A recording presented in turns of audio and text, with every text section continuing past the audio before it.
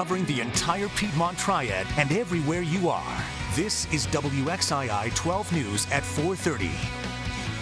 Happening now early on a Tuesday morning. New details emerging what Orlando police are learning about the shooting massacre suspect Omar Mateen and the tributes that continue to happen around the world and around the Piedmont Triad. Plus, paying his respects, President Obama on his way to Florida this week to honor the victims of this weekend's shooting. What meeting he has scheduled for today.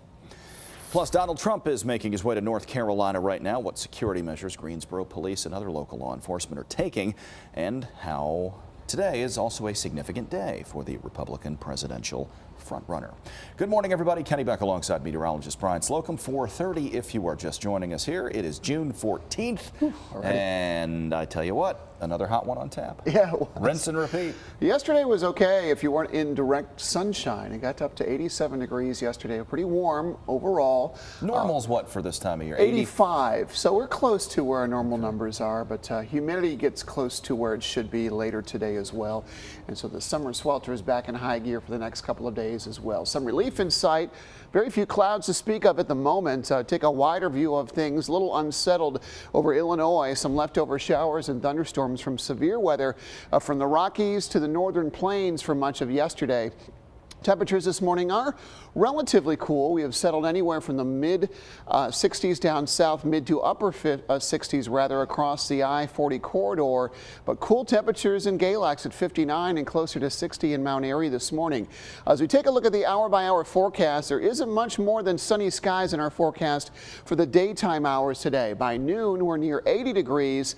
Well into the afternoon, we're still pretty sunny. Perhaps a few fair weather clouds starting to pop up as temperatures get close to the upper 80s again this afternoon. 88 to 89 degrees our forecast high. By the time evening unfolds, a few more clouds are expected, and we'll start to see a few showers and perhaps a few thunderstorms popping up. This is after dinner and into tomorrow night. They will be few and far between, but coverage will start to increase Wednesday, Thursday, and into Friday as well. As far as sky cover goes, a warm morning with mostly sunny conditions. Temperatures up near 89 degrees later on this afternoon. But because the winds will be relatively light, the air stagnant, air quality becomes a concern. High levels of ozone are in the forecast for today. We'll have much more on that coming up in just a couple of minutes.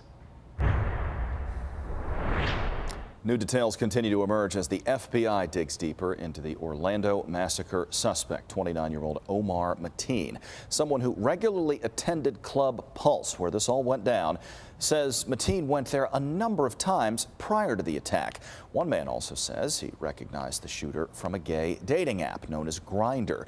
He allegedly was on other dating apps as well, known as Adam for Adam and Jacked. That same witness says some of the men Mateen tried to contact on those apps are now afraid to go to the FBI with the information that they have.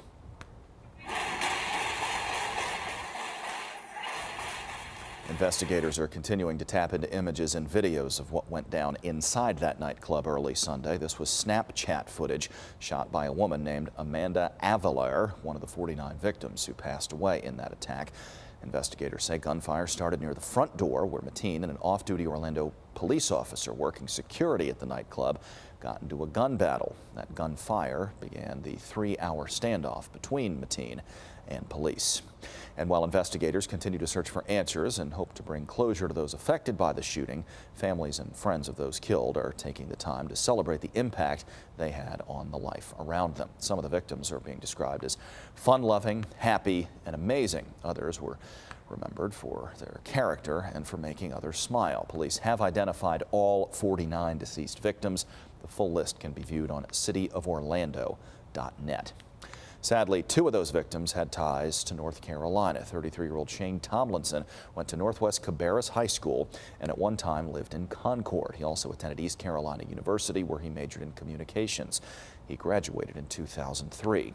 25-year-old Tevin Crosby is the other victim with ties to North Carolina. He's from Statesville and went to West Iredell High School.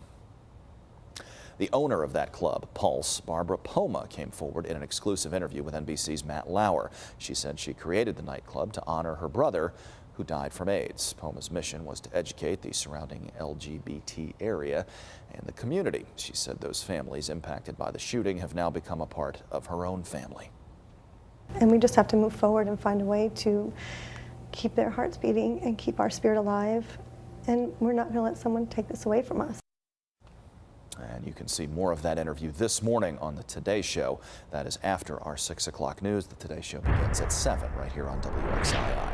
Well, the city of Orlando continues to stand in solidarity as it celebrates the resilience of the city and also the lives of the victims. Thousands of people gathered outside of a performing arts center for a vigil. Those who attended embraced one another and also held candles in honor of the 49 deceased. Each victim's name was read aloud as the crowd raised candles in unity. Several members of the community spoke as well, speaking an Orlando Strong message. We are here to stay. We will be bigger and better than you can ever imagine. We will not be defeated! A lot closer to home, vigils and outpouring of support continued following the weekend massacre. About a dozen people gathered at High Point University to honor those victims. They lit 103 candles for each person who was wounded or killed in the attack. An adjunct professor at the university said he wants to dispel the rumors about the Muslim culture and send a positive message of support to the LGBT community. Want them to know that we're going to defend them, we're going to support them this time of need. And the person that did commit this crime, he was maybe Muslim by name, but he did not practice Islam. Muslim leaders add that they want people to know for sure that this attack does not represent the Islamic faith at all. And in Greensboro, a lot of folks gathered at the Q Bar on West Market Street last night. Emotions high there as well. Those who attended paused to remember the lives lost as each victim's name was read there as well. There was also a silent auction held in order to raise money for Equality Florida. The owner of the Q Bar said he put the vigil together to show that love wins at the end of each day. Hate will never win. Whether you're gay, whether you're straight, whether you're bisexual or transgendered, male, female, black or white, it doesn't matter. We're all here looking for the same thing. We're just trying to coexist and live peacefully. And for late-breaking developments in the Orlando massacre, be sure you're following us on social media and also check out our website. And you can always get instant alerts by signing up at WXII12.com.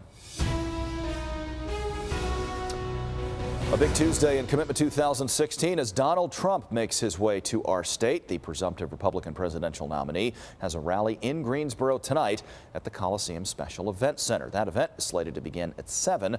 Doors will open at 4. Tickets for the event are free and are available on Trump's campaign website. By the way, Donald Trump also turns 70 years old today.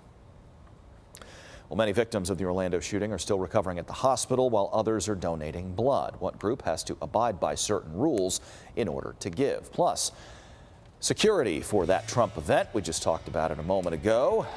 Major undertaking by local police. We'll let you know what's being done to keep everybody as safe as possible. All that and much more when WXII 12 News at 4:30 returns.